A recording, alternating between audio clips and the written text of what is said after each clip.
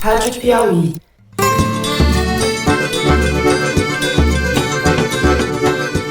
Oi, pessoal, sejam bem-vindos a mais um Foro de Teresina, o podcast de política da revista Piauí. Agora, querer me vincular à morte da Mariela, seus patifes da TV Globo, seus patifes, canalhas, não vai colar, não devo nada a ninguém, não tinha motivo nenhum para matar quem quer que seja no Rio de Janeiro.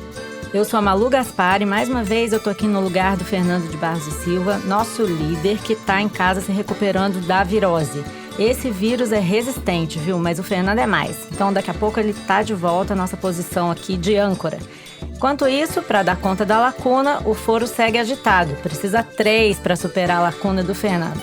Eu converso aqui no estúdio com José Roberto de Toledo. Fala, Toledo. Opa! Um minuto de silêncio para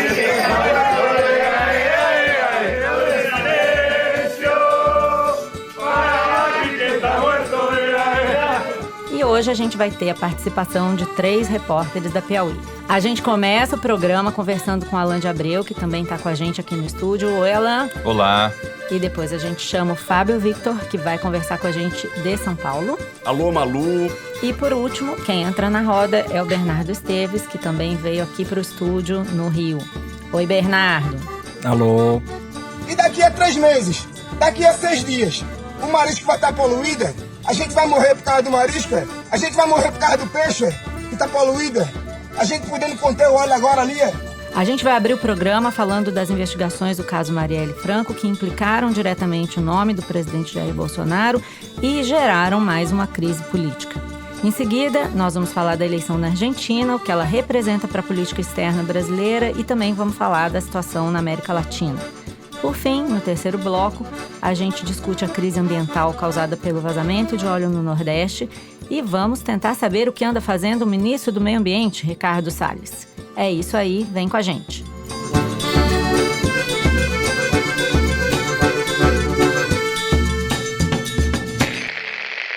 Muito bem, aqui estamos nós, gravando excepcionalmente na quinta-feira de manhã, porque o Brasil exige, minha gente. Vou fazer um breve resumo dos fatos, esses confusos fatos dos últimos 2 dias, para a gente começar a conversar sobre as notícias envolvendo a inclusão do nome do presidente Jair Bolsonaro no caso da morte da vereadora Marielle Franco. Eu vou fazer uma breve recapitulação para a gente tentar entender. Na noite de terça-feira, uma reportagem da TV Globo mostrou que o ex-policial Elcio de Queiroz, que é acusado de ter dirigido o carro onde estavam os assassinos da Marielle, esteve no condomínio Vivendas da Barra, aqui no Rio, horas antes do assassinato, no dia 14 de março de 2018. Esse condomínio é o condomínio onde morava, até assumir o governo, o presidente Jair Bolsonaro. E a grande revelação da matéria foi o fato de que o porteiro do condomínio afirmou à polícia 2 vezes, em 2 depoimentos diferentes, que o Elcio, ao chegar no condomínio, disse que ia para a casa de número 58, que é justamente a casa do Bolsonaro. Segundo o porteiro, o seu Jair, como ele disse, teria liberado a entrada do Elcio,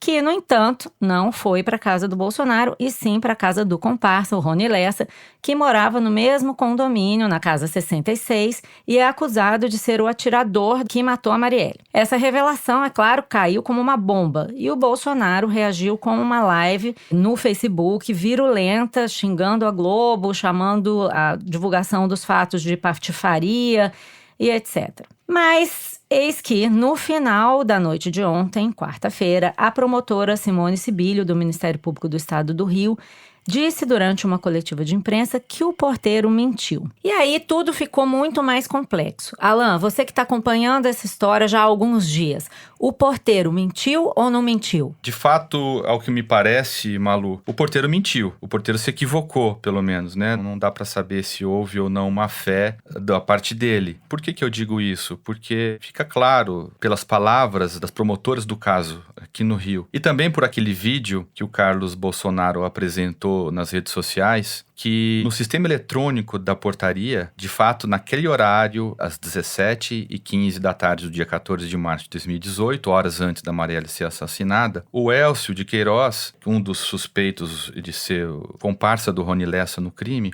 ele procura o Rony Lessa, e o porteiro liga pro Rony Lessa, que morava naquele condomínio mesmo do Bolsonaro, e o Rony Lessa autoriza a entrada dele, né? Então me parece que essa prova é definitiva, me parece que de fato desqualifica as palavras do porteiro. O que gera confusão é que você tem um outro registro em papel, é isso? Exatamente. Existe esse outro registro em papel, feito pelo porteiro à mão. No dia lá dos fatos, né? Na verdade, pelo registro manual, fica claro, né, que o Elcio de Queiroz, naquele dia, procura a Casa 58, que é a casa de Jair Bolsonaro, que também mora no condomínio. Como é que esse registro apareceu? Como é que a polícia, o Ministério Público descobriu que existia esse registro dessa visita lá? Pois é, Toledo, esse registro ele só veio à tona para o Ministério Público no dia 3 de outubro deste ano, quando o Ministério Público desencadeou uma operação que levou à prisão de algumas pessoas acusadas de sumir com a arma do crime, pessoas ligadas ao Rony Lessa, incluindo a mulher dele, a Elaine, né? Claro, além da prisão, houve busca e apreensão na casa dela, e entre os itens apreendidos estava o celular dela, e analisando o conteúdo desse celular, os promotores encontraram uma foto desse registro manual, feita em janeiro deste ano, um pouco antes do Rony Lessa depor a polícia. Na época ele ainda estava solto, ele só foi preso em março deste ano, e além de mandar a foto para o marido, a Elaine diz, liga para o Elcio, né? Talvez, enfim, isso não está claro porque ela fez isso, mas talvez em busca de algum álibi, de alguma justificativa, enfim, ainda não está muito claro as circunstâncias em que ela fez isso. Foi isso que desencadeou, então, essa investigação sobre a qual a gente soube nesses últimos dias, é isso? Foi a descoberta dessa foto no celular da mulher do Rony Lessa, é isso? Exatamente, Malu. E como, Alan, que isso foi parar no STF? Porque, segundo eu entendo, a reportagem da Globo veio à tona porque o caso foi para o STF. É isso mesmo, né? Exatamente. Então, uma vez de posse dessa foto no celular, o Ministério Público Estadual e a Polícia Civil do Rio convocaram esse porteiro. Esse porteiro deu 2 depoimentos e nos 2 ele é muito assertivo em dizer que o Elcio procurou a casa de Jair Bolsonaro e não a casa de Rony Lessa. Como era citado Jair Bolsonaro, presidente da República que tem foro no Supremo Tribunal Federal, o Procurador-Geral de Justiça do Estado do Rio, Eduardo Gussen, ele leva para o ministro Dias Toffoli esse depoimento e entrega a ele isso por volta do dia 10 de outubro. Só depois é que o Ministério Público começa a investigar esse caso, né, essas informações trazidas pelo porteiro, e começa a desmentir o que o porteiro havia trazido com base nesses registros eletrônicos da portaria. Tem um elemento aí que o Bolsonaro fala que no dia 9 de outubro, então antes até de o procurador Eduardo Gussen ir ao STF, o governador Wilson Witzel encontrou com ele num jantar e contou que o porteiro tinha falado no nome dele na investigação, não é isso, Alan? Exatamente. Por volta daqueles dias, né, que o Gussen entrega esse depoimento ao Toffoli, segundo as palavras do próprio Bolsonaro, eles se encontraram e tiveram encontro. Durante esse encontro, o Witzel teria vazado essa informação pro próprio Bolsonaro. O Witzel nega. Mas a cronologia dos fatos, sem entrar no mérito de se de fato aconteceram assim, mas o que dá para depreender do que vocês estão falando aí é, primeiro tem a operação que prende a mulher e o mais importante, o telefone da mulher do Rony Lessa, onde tem a foto do registro. Aí, obviamente, a polícia conta pro governador e o governador conta pro Bolsonaro. Tudo muito republicano, né, Toledo? Muito republicano. Uhum. Aí, o Ministério Público avisa o Procurador-Geral, as procuradoras... Também de forma republicana. E o Procurador-Geral vai ao Supremo falar pro Toffoli, olha, tem esse pequeno problema aqui. E só então é que eles vão investigar se houve ou não houve, se ele procurou a casa 58 ou 66. Exatamente. Quer dizer, uma coleção de lambanças, vamos combinar assim, né? Quer dizer, o Toffoli ficou fazendo com esse negócio que ele não fez nada, porque ele não mandou pro Aras, que é o Procurador-Geral da República, que é quem poderia instaurar o inquérito, e... Não, fez, né, sentou Toledo? em cima. O Hélio Gaspari publicou no domingo que a investigação tinha chegado no STF. Muita gente no STF já estava comentando que essa investigação estava lá. Então, se ele não tomou providência formal, o vazamento da informação começou.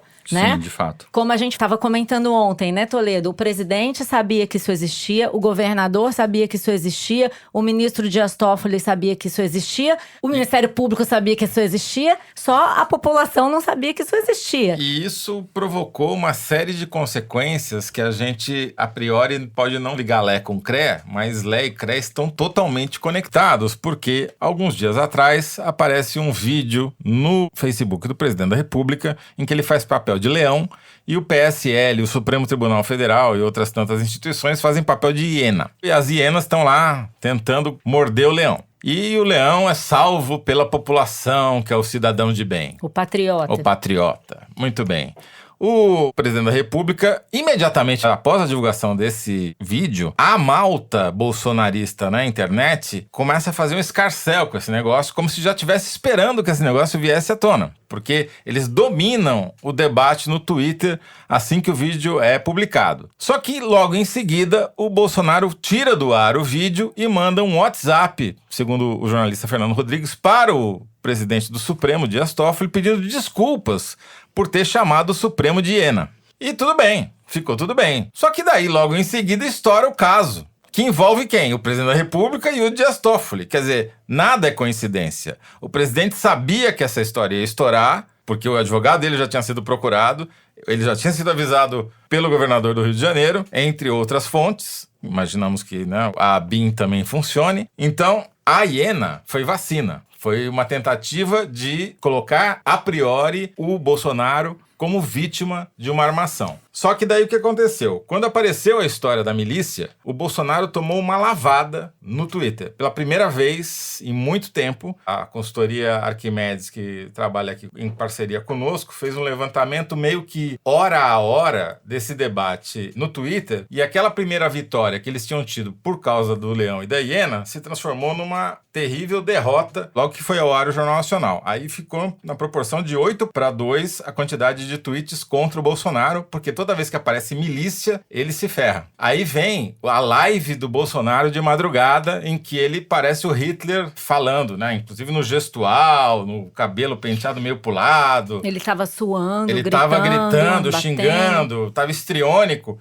Não funcionou. Não funcionou. Continuou perdendo de 7-3. 7 contra ele, 3 a favor. Só foi começar a melhorar a situação quando tem a coletiva, a entrevista coletiva das procuradoras, especificamente da procuradora Simone Sibilio, que diz que o porteiro mentiu. Nesse momento começa a melhorar um pouco pro Bolsonaro. Ainda assim, só vai virar o jogo no final da noite, depois do Jornal Nacional admitir que tinha uma segunda versão para os fatos. Mas fora do Twitter, essa live cumpriu um propósito bem específico, né, Toledo? Aliás, 2, eu diria. O primeiro é radicalizar o discurso contra a Rede Globo e todas as hienas, né? Botar realmente todo mundo contra, por que a Globo faz isso, essa patifaria, essa canalice, todo esse tom emocional, serviu para radicalizar contra a imprensa em geral. Ameaçou, vamos lembrar que ele ameaçou cancelar a concessão da Rede Globo. É uma coisa que ele não pode fazer unilateralmente. Então, o que a gente pode prever daqui para frente é uma escalada no discurso anti-imprensa. Não só a imprensa, contra todas as instituições, porque está o Supremo, estão os partidos e estão as centrais sindicais. Exato. Não, ele mencionou ali uma série de situações, né? Agora, um segundo efeito, que eu acho que é muito importante, serve para a gente comentar o papel do Sérgio Moro e do Augusto Aras, é que ao fazer esse discurso, essa live e se colocar como vítima, lembrando que ele já sabia disso há muito tempo, então esse tom indignado soa estranho. Foi preparado. Exato. Todo mundo sabia disso há 21 dias, só quem não sabia disso era o povo, né? O resto, a corte, as intrigas, os bastidores na corte, todo mundo sabia disso. Inclusive, os jornais mostraram que o Bolsonaro se encontrou com o Toffoli, com o Alexandre de Moraes, com o Gilmar Mendes, com o advogado dele num final de semana, tudo no escopo desses fatos. Enquanto isso estava rolando, o Bolsonaro estava fazendo encontros secretos, sigilosos, o Leão estava conversando com as hienas. O Leão e as hienas estavam ali, né? Aí ele faz essa live, se coloca como vítima e no espaço de menos de 24 horas, o Procurador-Geral da República recebe uma investigação da qual ele não tinha notícia em tese, arquiva dizendo que é factoide e depois que ele arquivou é que parece, pelo menos pelo que as promotoras falaram, é que foi anexado o tal do áudio mostrando que a informação do porteiro era mentira. E agora um momento inédito, um áudio do WhatsApp para atualizar um bloco gravado em cima da hora. É porque os fatos são realmente frenéticos. Só para registrar, pessoal, que agora no final da manhã veio à tona que a promotora do MP estadual, a Carmen Elisa Bastos de Carvalho, que participou da coletiva ontem sobre o caso do porteiro, ela fez campanha e era uma apoiadora entusiasmada do então candidato à presidência Jair Bolsonaro, e chegou a registrar no seu Instagram uma foto com a camiseta, com a imagem do presidente, dizendo, no dia da posse, que havia anos que não se sentia tão emocionada. Essa informação vai tumultuar ainda também a apuração e promete jogar mais emoção aí no caso do porteiro. Pior, não só arquivou, como mandou o Ministério Público Federal, no Rio de Janeiro, investigar denúncia falsa. E o advogado-geral da União também oficiou à Procuradoria-Geral da República pedindo que investigasse o vazamento dessa história pelas alguma autoridade deu com a língua nos dentes. É o pressuposto da Advocacia Geral da União. Sim, mas o ponto é, se você está de fato interessado em investigar um factóide, se realmente houve um factóide, o porteiro mentiu, há uma série de perguntas que precisam ser feitas, inclusive ao próprio porteiro, como é que ele arquiva a investigação sem ouvir esse porteiro?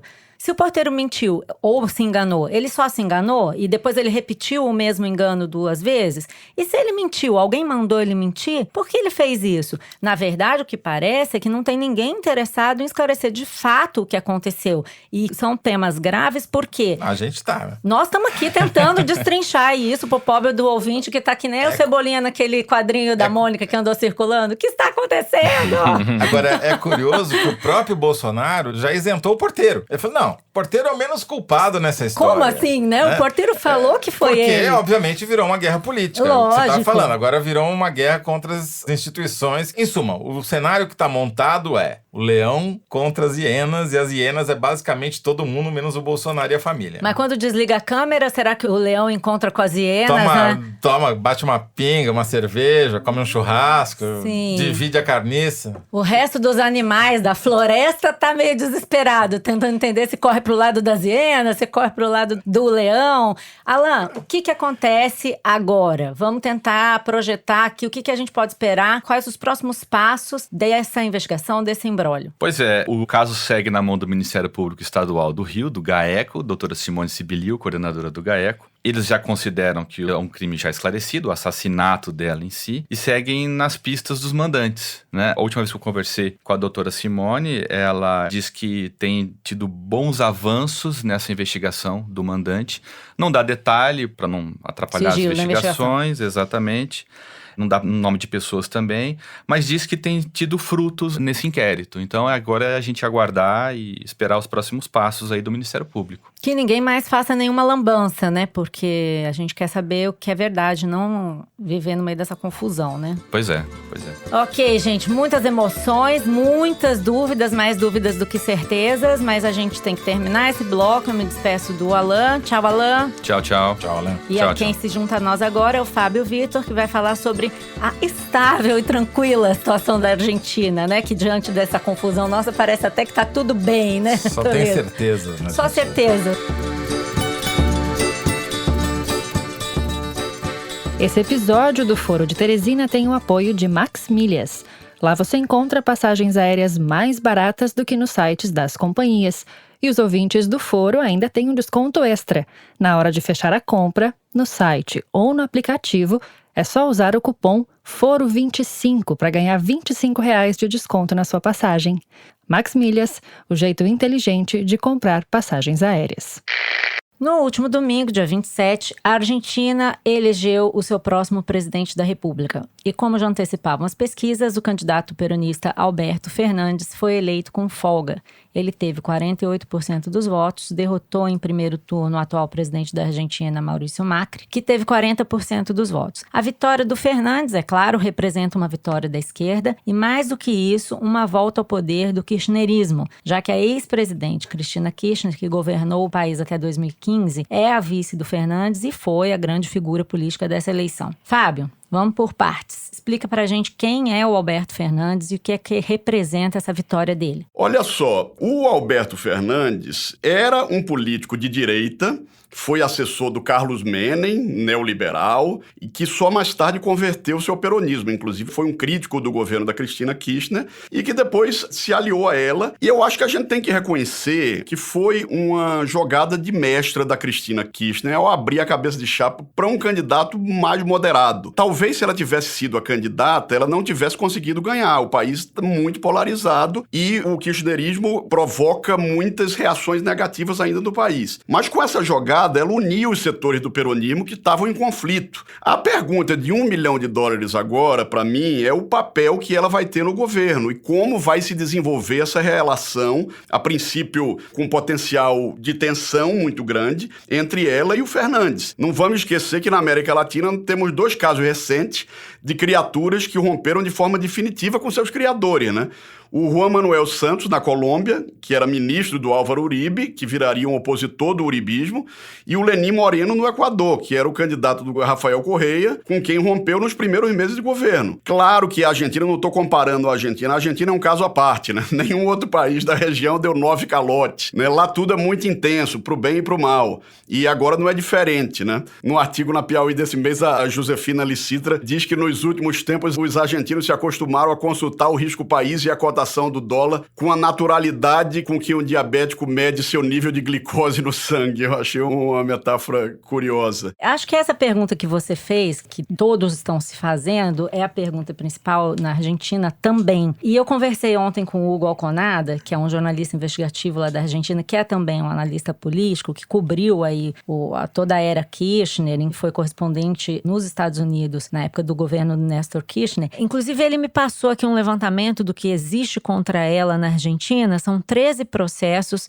7 pedidos de prisão preventiva, 5 acusações em julgamento agora por atos de corrupção, lavagem de dinheiro, organização criminosa, fraude em licitação e traição à pátria. Bom, o Hugo, que acompanha muito bem isso, me deu 2 sinais aí de que a Cristina vai mandar ir bastante nesse governo. Para a equipe de transição, o Alberto Fernandes escolheu 4 pessoas, só que 2 só são da confiança dele e outras 2 são indicadas pela Cristina, de confiança da Cristina. E ele me disse que quem decidiu quem ia estar no palco para o discurso triunfal, ali no domingo à noite, no discurso da vitória do Alberto Fernandes, foi a Cristina Kirchner, não foi ele. Então, exatamente apontando para onde a coisa pode ir. E agora o que eles estão olhando lá na Argentina é como vai ser escolhida a equipe de ministros. Uma aposta interessante do Alconada é a de que, como vai ser necessário tomar medidas duras a partir de agora, tem uma negociação de dívida com o FMI para ser feita, a Cristina vai deixar o Alberto brilhar para poder se queimar durante esse momento difícil da política e depois ela volta para o palco como a grande política, unificadora, salvadora do país. Agora tem uma coisa, né, Toledo, que eu queria comentar para passar para você. No dia da eleição, o Alberto Fernandes tirou uma foto, postou nas redes, falando em Lula livre, né, colocando ali com sua frase de apoio ao Lula uma oposição frontal ao Bolsonaro. E isso gerou uma reação ruim do presidente Bolsonaro, dizendo que não ia parabenizar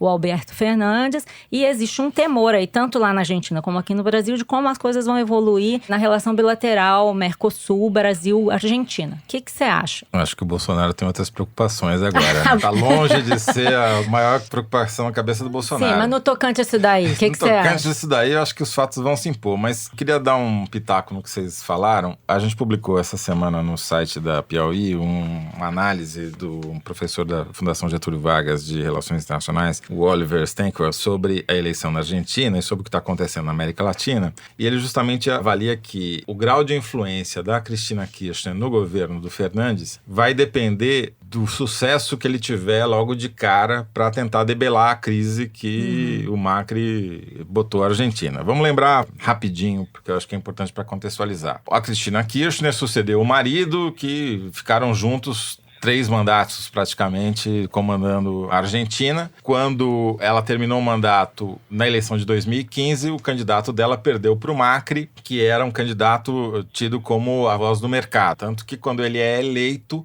em 2015, um momento em que havia tido uma queda, segundo o Instituto Gallup, na percepção da qualidade de vida pelos argentinos, a revista The Economist, por exemplo, saudou como o fim do populismo. E o Dória falou que ele era uma inspiração inspiração para a política brasileira. O Dória, grande analista latino-americano.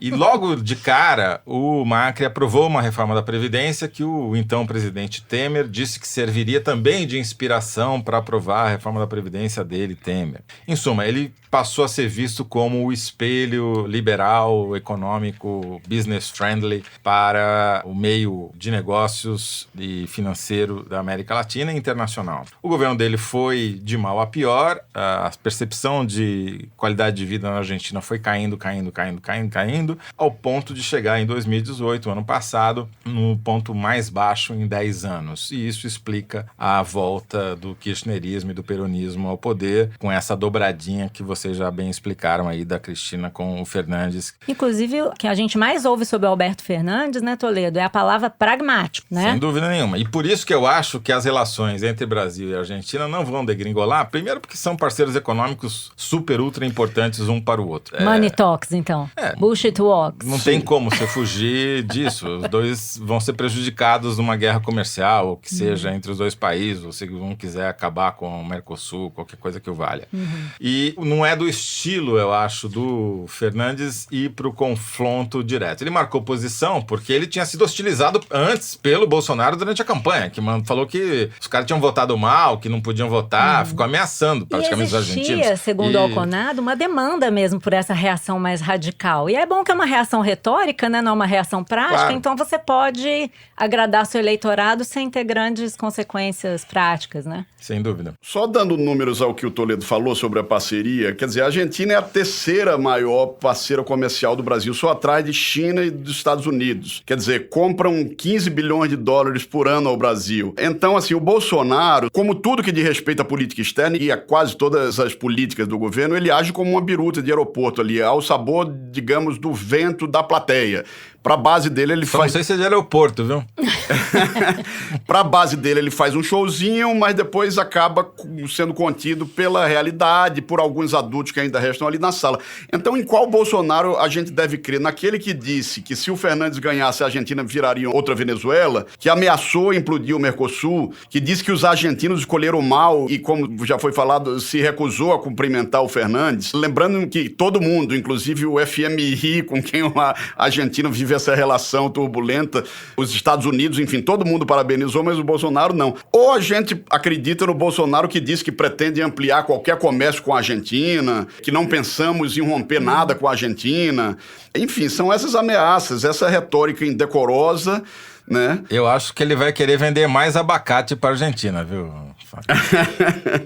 Só para contar uma coisa aqui que o Alconada contou, que o Kirchner, na época em que ele era correspondente na Casa Branca, o Kirchner e o Bush tinham péssimas relações. Os Estados Unidos e a Argentina viviam momentos também terríveis em termos de relações externas. E eles combinaram ali tacitamente de encapsular as relações. Quer dizer, vamos falar só do que nos interessa, do que a gente pode conversar. O que a gente não puder conversar, a gente deixa do lado de fora e a gente toca aqui nossas relações externas conforme for possível, até que a gente deixe de ser obrigado a conviver, vamos dizer assim. Encapsular as relações em linguagem diplomática significa usar camisinha, é isso?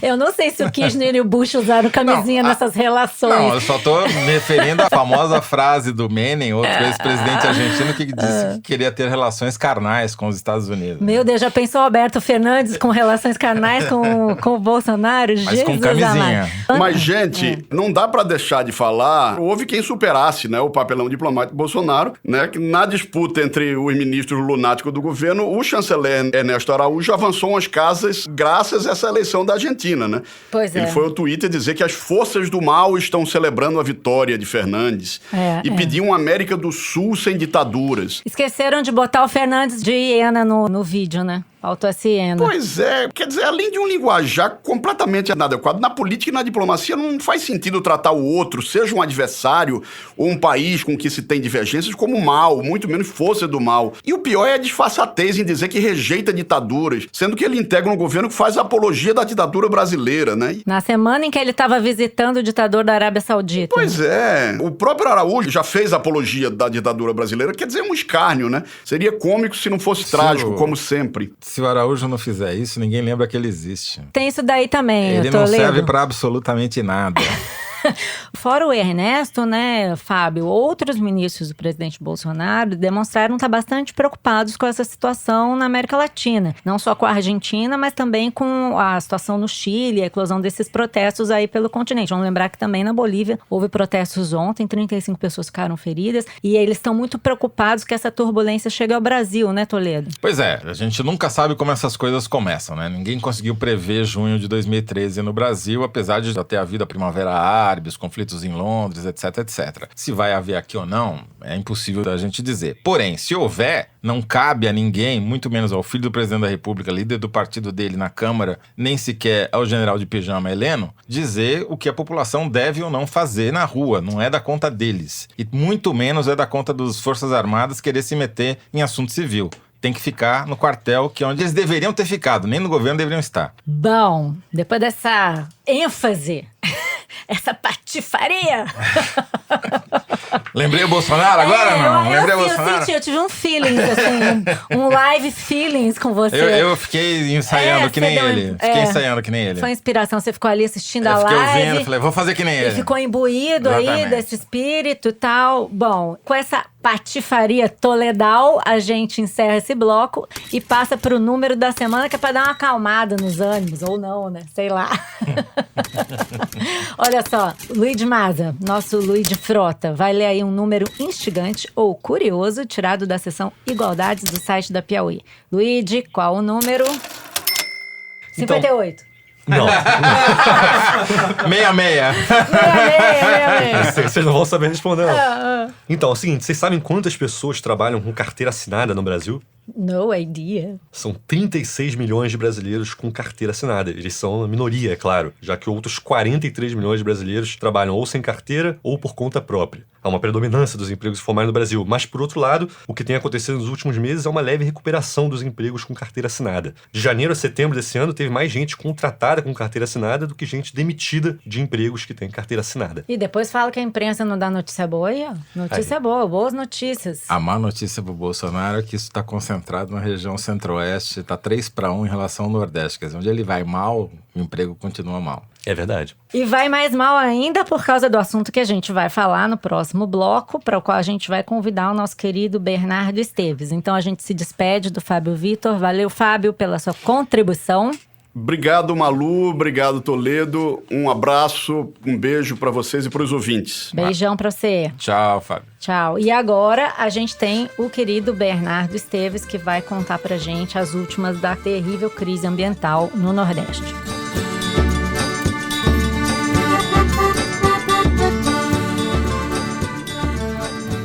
Bem, nós tratamos aqui no Foro, faz 2 semanas, do vazamento de petróleo no Nordeste. Desde então, a crise ambiental só se agravou. Já faz 2 meses que a mancha de óleo está se espalhando pela costa, já são 268 praias atingidas e o combate a esse derramamento tem sofrido muitas críticas, está muito aquém do que seria desejável. O impacto disso sobre o meio ambiente, sobre a economia da região, tem sido imenso, né? Bernardo, qual é o quadro que a gente tem hoje? Então, Malu, o óleo já apareceu numa extensão do litoral que chega a coisa de 2.500 quilômetros. Isso é cerca de 1/3 da costa brasileira. Vem só aumentando, não há sinal, como mostra uma reportagem do G1 de hoje cedo, não há sinal de diminuição na chegada do óleo. A gente ainda não sabe quem causou esse acidente, quando ele vai se encerrar e até onde ele pode chegar. A Marinha, inclusive, trabalha com a hipótese de que o óleo possa chegar a praias do Sudeste. Por enquanto, o ponto mais ao sul em que as manchas foram detectadas é em Canavieiras, no litoral sul da Bahia. Que não deixa de ser o Sudeste, né? Porque é onde os paulistas vão veranear no Comandatuba, no hotel, né? Ainda não temos um número consolidado do volume de óleo que já foi recolhido nas praias, mas ele se conta na casa das milhares de toneladas. O impacto disso, o Bernardo, eu assisti ontem um vídeo que está circulando aí na internet de um pescador que me pareceu muito de cortar o coração, porque ele está ali realmente impactado, sofrendo com aquela situação. Agora, ele fala algumas coisas importantes. Ele diz, nós já fizemos um treinamento para conter esse óleo lá em Abrolhos e tal, e agora a gente não faz nada. Cadê os equipamentos? A gente treinou isso lá em Abrolhos, pô, em 2012, pô, com helicóptero, com navio prancha, com navio de contenção, com barreira de contenção de mais de 2 metros, que a barreira tem que ser offshore, pô. Esse óleo tá vindo lá do offshore, pô. E vocês aqui, ó, achando que esse trabalho de areia tá sendo suficiente. Não tá não, minha gente. Esse trabalho é o último. Ele resumiu em frases bem curtas, sucintas, o que a gente está vendo acontecer, né? Os pescadores sem conseguir usar o produto da sua pesca, o turismo afetado e planos de combate ao derramamento de óleo que não foram usados, né? O que você pode falar pra gente sobre os problemas que foram ocorrendo aí no combate ao espalhamento dessa mancha? Sobre os pescadores, Malu, eles são aqueles que vão pagar o pato em todo o Nordeste, né? São dezenas de milhares de pescadores afetados por isso, porque o pescado que teve contato com o óleo não é recomendável para consumo humano, então não tem quem... Muitos deles nem estão indo ao mar. Um estudo da Federal da Bahia recolheu 50 animais marinhos e analisou e encontrou resquícios de óleo em todos eles. Então, os pescadores não tem quem compre esse Ninguém tá esse comprando pescado, mais o porque pescado. mesmo aqueles que vão pescar em regiões que aparentemente estão limpas, não tem... Os consumidores são muito reticentes em comprar. E não ajuda muito que as pousadas e restaurantes, que são um comprador importante desse pescado, também estejam tendo seus números de negócios afetados por essa tragédia. O governo vai liberar 2 parcelas do chamado seguro defeso, né? Que é uma verba para esse tipo de situação, né? Mas não é suficiente. Exato, e tem muitos pescadores que não são regularizados. Eu conversei ontem com um pescador de uma reserva extrativista na Bahia, dizendo que o governo não emite há anos carteirinhas, enfim, certificados que poderiam permitir a alguns dos pescadores acesso a esses recursos. Então, é uma solução que não contempla todo mundo. Eles são muito preocupados. Esse pescador que eu vi ontem disse que aquele tinha sido dos piores dias da vida dele. Agora, uma das coisas que eu vi e li esses dias, me preparando aqui para o programa, que me deixou bastante impressionada, é a história do óleo que chegou no mangue. Tem muito óleo chegando em regiões de onde é difícil você tirar esse óleo, e eu li em alguns materiais fornecidos por agências ambientais, ONGs e tal, o próprio IBAMA dizendo que faltou equipamento e um plano para impedir que esse óleo chegasse ao mangue. Aí eu queria te perguntar o seguinte: o ministro Ricardo Salles sempre sustenta que foi feito tudo que era possível na medida em que as informações foram chegando, mas era previsto que esse óleo poderia chegar ao mangue. Inclusive, já faz 2 semanas que o Ministério Público de Sergipe mandou o governo federal colocar boias na foz dos rios, nessas regiões de mangue, para impedir que o óleo chegasse. Mesmo assim, isso não foi feito, né, Bernardo? Conta um pouco pra gente por quê. Pois é, Malu. O ministro Salles alega que acionou um plano de contingenciamento que o Brasil tem desde 2013 para responder a acidentes desse tipo, mas a verdade é que a ação que ele tomou foi feita 41 dias depois dos primeiros relatos de manchas de óleo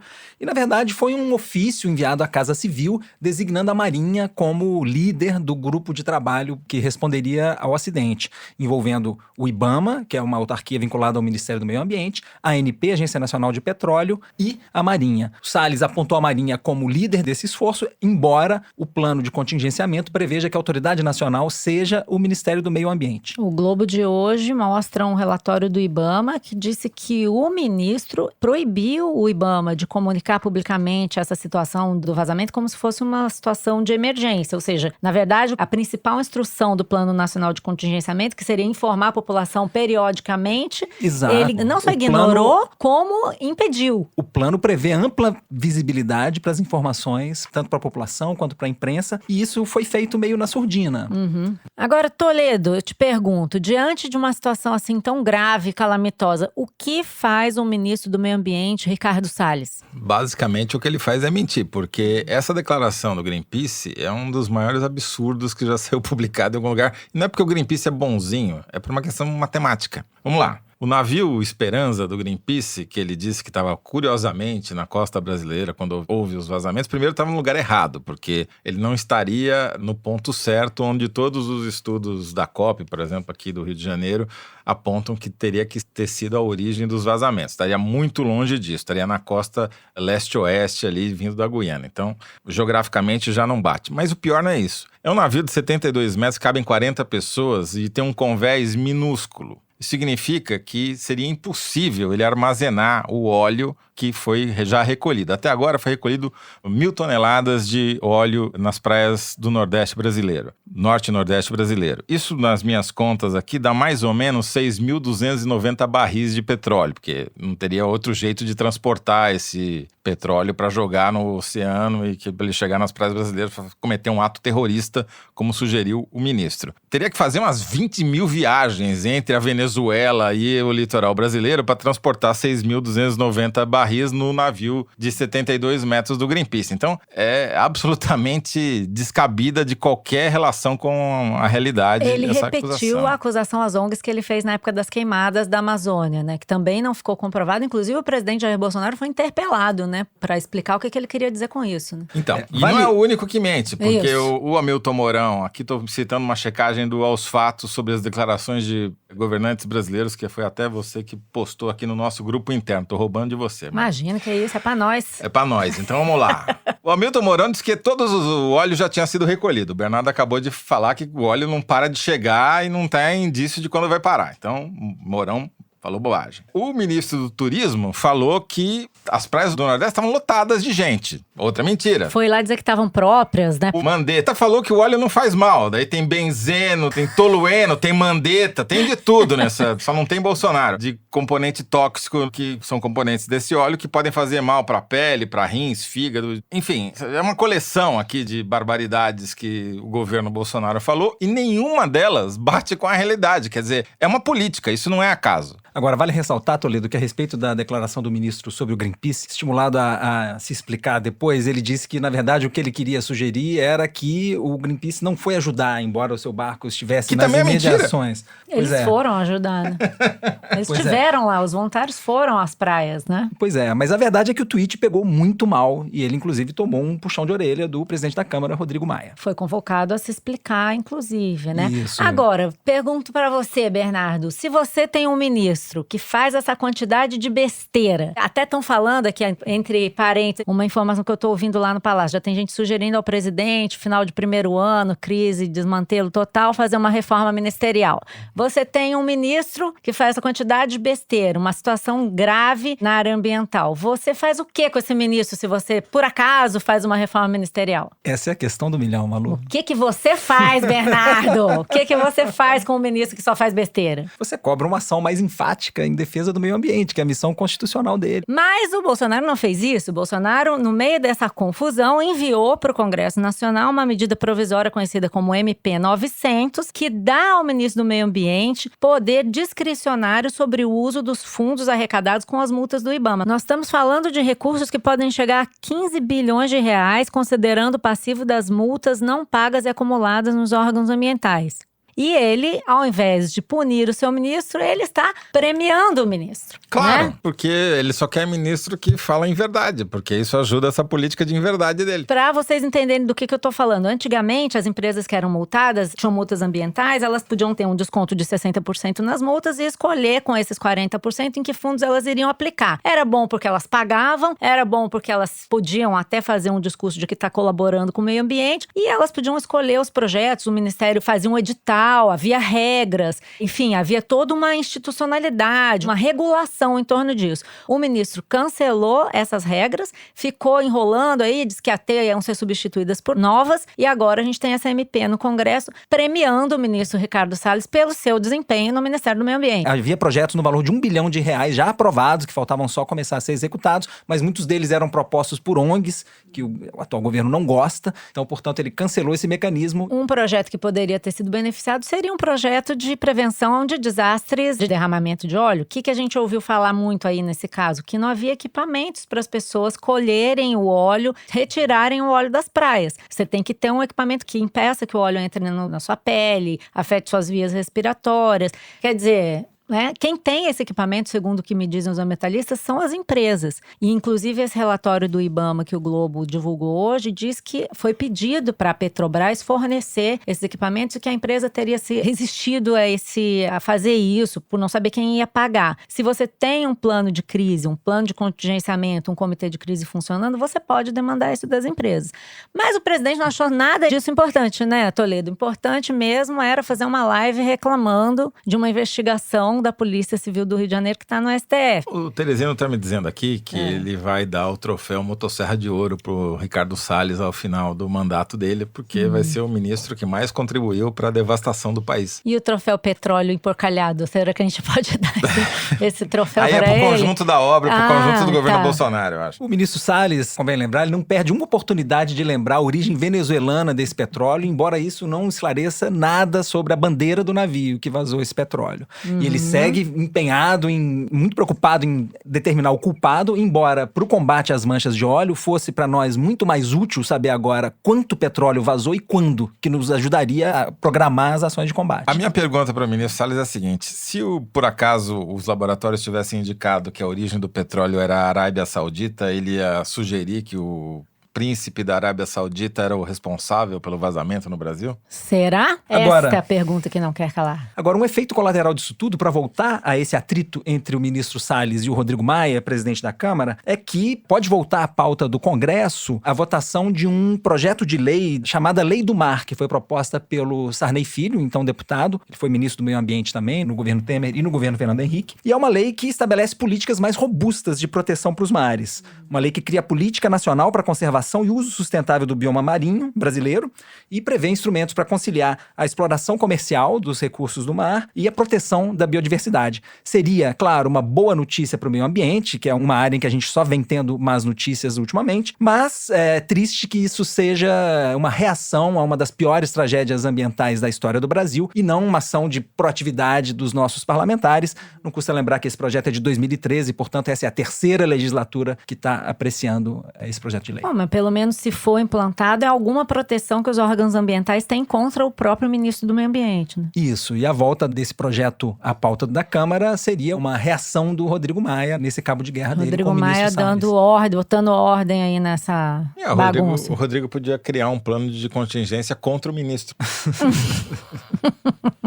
É isso. Bom, com este quadro, a gente encerra o terceiro bloco e vai partir para o que realmente interessa nesse programa, vai, gente? Que é... Ó, tem uma denúncia aqui. O quê, meu Deus? Vazou o Kinder Ovo. Ah, é! Vazou. Que nem o petróleo no Nordeste. É, tem outra opção, né? Só quero deixar claro que tocaram involuntariamente o Kinder Ovo antes do programa começar e... Então, a culpa não é minha, não tenho nada com isso. Não, a Malu estava longe do teclado que detonou isso. Não estava nem na casa 58, nem na 66, estava aqui na Ipanema com meu foninho, completamente desavisado. Mas diferentemente do governo federal, o diretor vai acionar o plano de contingência aqui agora. Vai acionar.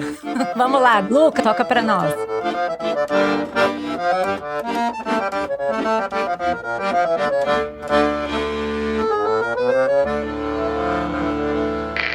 Ele aposta na crise. Ele constrói a crise para governar. Não consigo entender. E tem os 3 filhos que apostam na crise. Quando não é o presidente que gera a crise, são seus filhos. Nós, sinceramente, quando votamos no Bolsonaro para presidente, acreditávamos que ele pudesse ser um estadista, mas ele virou um pai. Ele é um presidente pai. Primeiro os filhos, depois o Brasil. Então complicou um pouco. Eu já ia Fica todo mundo na crise familiar. Pode passar de novo? Nem com vazamento. Não é, né? Identificamos. Nós, quando votamos no Jair Bolsonaro. Nós quem, cara pálida? Pois é. Roberto Jefferson, presidente nacional do PTB. Eu não consegui identificar. É que esse emagrecimento dele mudou a voz dele.